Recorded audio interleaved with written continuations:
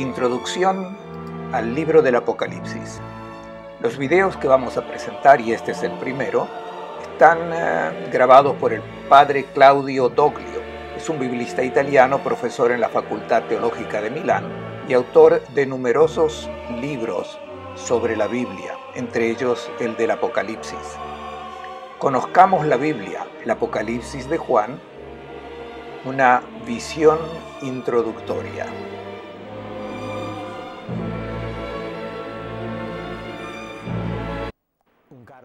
Un cordial saludo para todos los espectadores. Comenzamos con esta conversación una nueva serie dedicada al Apocalipsis de Juan. Es el último libro del Nuevo Testamento. Un libro fascinante, pero difícil, porque escribe en un lenguaje diferente al que estamos acostumbrados nosotros hoy. El libro que escribió Juan hacia finales del primer siglo después de Cristo pertenece a un género literario que modernamente se llama género apocalíptico, y es precisamente lo que da el título al último libro del Nuevo Testamento. La primera palabra de este libro es precisamente Apocalipsis. La primera dificultad radica en que esta palabra, en nuestras lenguas modernas, especialmente en boca de reporteros, se utiliza para hacer referencia a catástrofes, a eventos desastrosos. En realidad, la palabra griega apocalipsis significa revelación. Está compuesta de dos términos: apo, que es una preposición que indica eliminación, indica la exclusión, y calipto es el verbo que significa ocultar, aquello que cubre algo. Por tanto, si elimino lo que cubre, revelo, quito el velo, hago ver lo que está detrás. Apocalipsis significa revelación. Y continúa, revelación de Jesucristo. ¿Qué es lo que este libro muestra? Por lo general, a esta pregunta mucha gente responde el fin del mundo. Comencemos inmediatamente diciendo que el libro del Apocalipsis no habla del fin del mundo. Se titula Apocalipsis de Jesucristo, es decir, la revelación de Jesús, que es el Cristo. Por tanto, como todos los otros libros del Nuevo Testamento, este último también habla de Jesucristo. Revela quién es el Mesías Jesús. Sobre todo revela en qué consiste su papel en la conducción del mundo. Juan parte de la contemplación del Cristo resucitado, o sea, del Cristo después de la Pascua, después de su misterio de muerte y resurrección. Ascendió al cielo, se sienta a la derecha del Padre y reina. Ya había escrito San Pablo a los Corintios: Cristo tiene que reinar hasta poner a todos sus enemigos bajo sus pies. 1 Corintios 15, 25. El Apocalipsis muestra la historia de salvación desde el principio de Adán, e incluso desde la caída de los ángeles, para contar todas las etapas de la misericordia de Dios que intervino en la historia humana para salvar.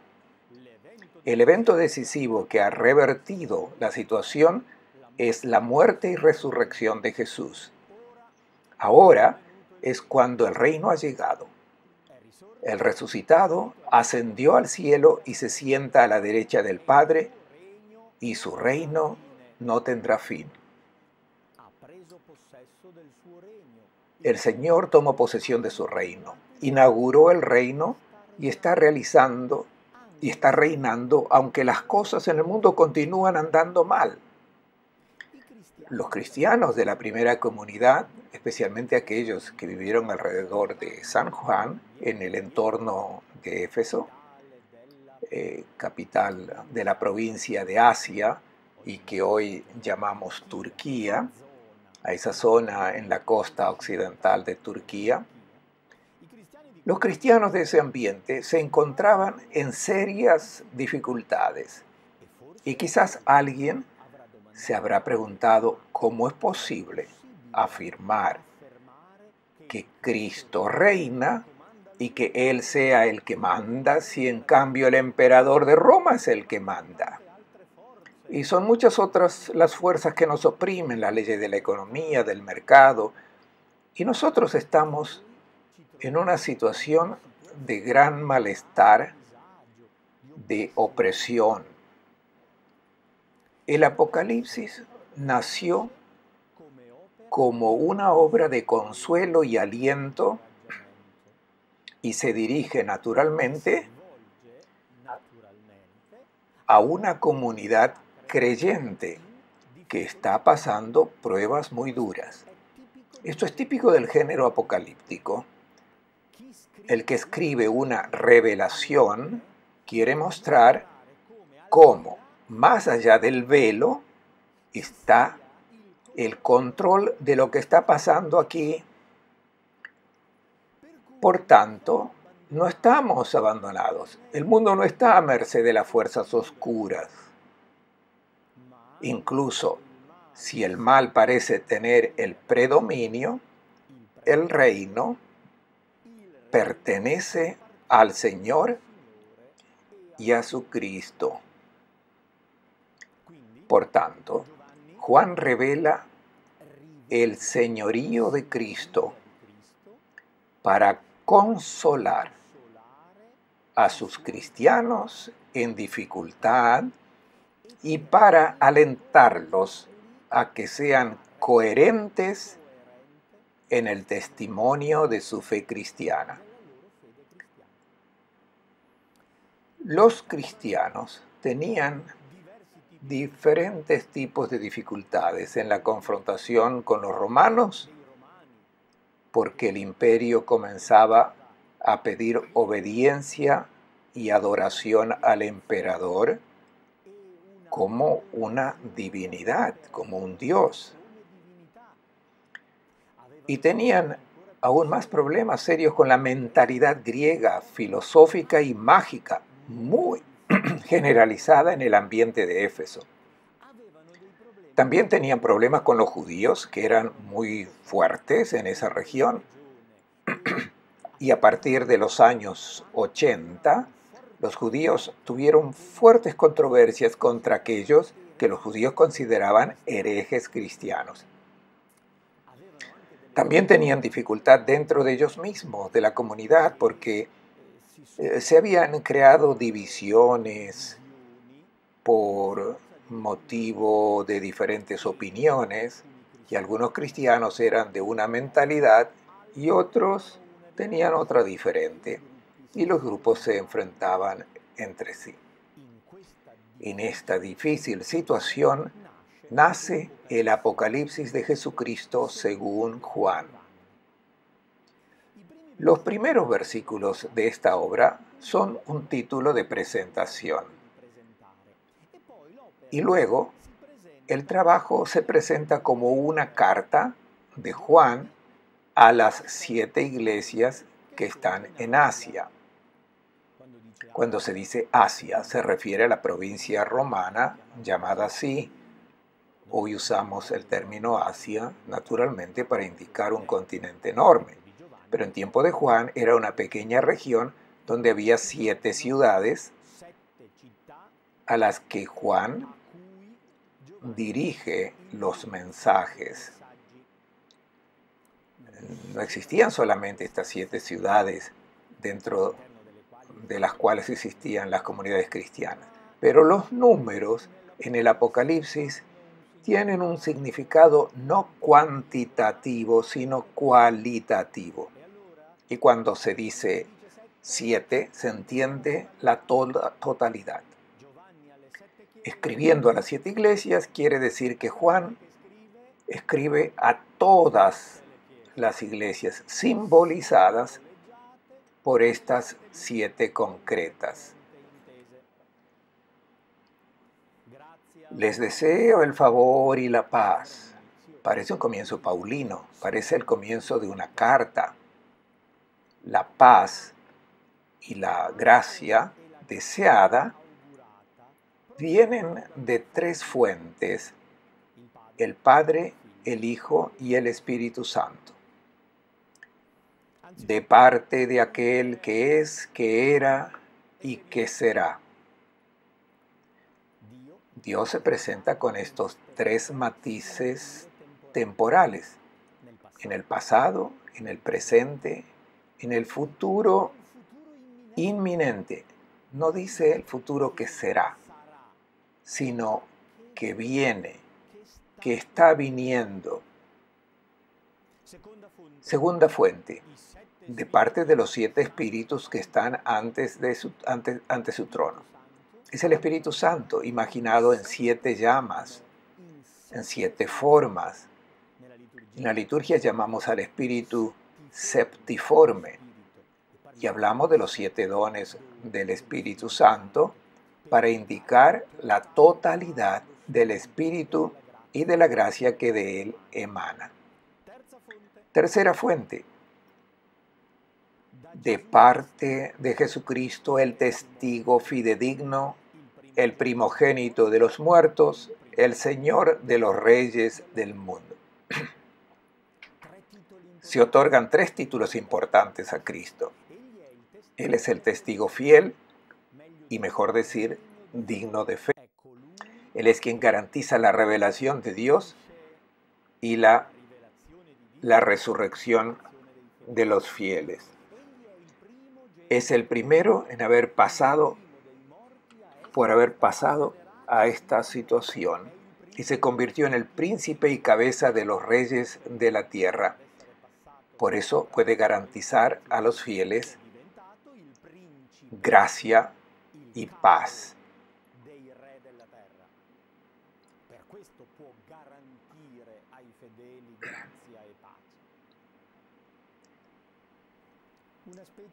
Luego sigue una especie de aclamación litúrgica. Al que nos ama y nos libró con su sangre de nuestros pecados, e hizo de nosotros un reino, sacerdotes de su Padre Dios, a él la gloria y el poder por los siglos de los siglos. Amén. El Apocalipsis se abre como un encuentro litúrgico y efectivamente el Apocalipsis es una liturgia. Ha nacido en la liturgia como una reflexión sobre las antiguas escrituras y una meditación actual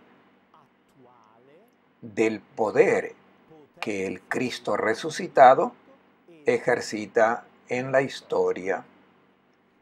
Por tanto, la comunidad cristiana reunida para la celebración eucarística y litúrgica siente y vive la presencia del Cristo resucitado que actúa antes y ahora, aquí, y actúa con fuerza. En el versículo 9, el autor Juan narra la ambientación inicial, una manifestación de Cristo resucitado, quien le dio el encargo de escribir. Narra una especie de vocación profética. Yo, Juan, hermano de ustedes, con quienes comparto las pruebas, el reino y la paciencia por Jesús. Viene a decir Juan, como ustedes, yo también me encuentro en una situación de dificultad y como ustedes, soy responsable de la situación del mundo. Igual que ustedes, me esfuerzo en resistir. El Apocalipsis es una obra de resistencia, un manifiesto religioso que invita a los fieles a la resistencia. Me encontraba exilado en la isla de Pasmos a causa de la palabra de Dios y del testimonio de Jesús. Juan fue exilado en una isleta rocosa cerca de las costas de Éfeso. Estuvo incomunicado con la comunidad, pues se lo tenía como una persona peligrosa. Y mientras se encuentra en este destierro, fuera del ambiente social, tiene una experiencia fuerte. Se apoderó de mí el Espíritu, dice la Escritura. Hay traducciones que dicen en éxtasis, pero esto no me gusta en absoluto. No se habla ni de rapto ni de éxtasis. Se habla de un devenir en el Espíritu, de una profundización en una condición de profeta que, dejándose guiar por el Espíritu, comprende en profundidad el sentido de la vida y de la historia. Se encontraba en el día del Señor. Un domingo es el día de la resurrección, el día de Pascua, precisamente en el contexto litúrgico del primer día de la semana. Escuché detrás de mí una voz potente, como de trompeta. Me volví para ver de quién era la voz que me hablaba. Gira y al hacerlo ve un personaje parecido al Hijo del Hombre. Es importante hacer notar este relato simbólico de sentir a la espalda, darse vuelta y ver cara a cara. Representa el paso del Antiguo al Nuevo Testamento. Anteriormente había sentido hablar desde de atrás, solamente una voz.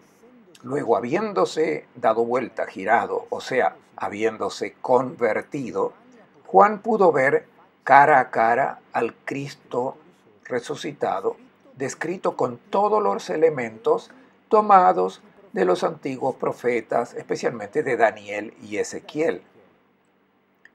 Si tienen una Biblia a mano, podrán ver en las referencias marginales que hacen referencia al Antiguo Testamento. Y si tienen un poco de paciencia y van a buscar esos textos, podrán ver que la descripción de este personaje celestial está hecha con referencias literales preexistentes, una especie de collage, un mosaico con elementos que ya existían. Lo que Juan está diciendo es que el personaje glorioso del Hijo del Hombre de quien han hablado los profetas es el mismo que yo he visto y es el Cristo resucitado.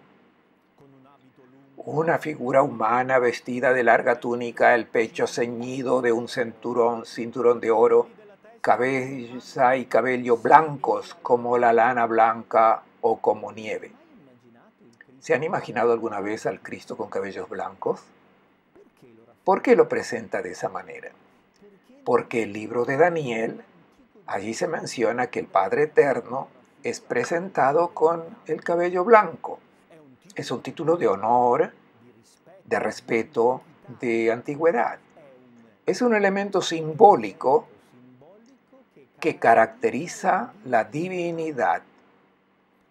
Por tanto, presentar a Jesús con las características del Padre Eterno significa, con el lenguaje simbólico del Apocalipsis, atribuir al Hijo del Hombre una cualidad divina.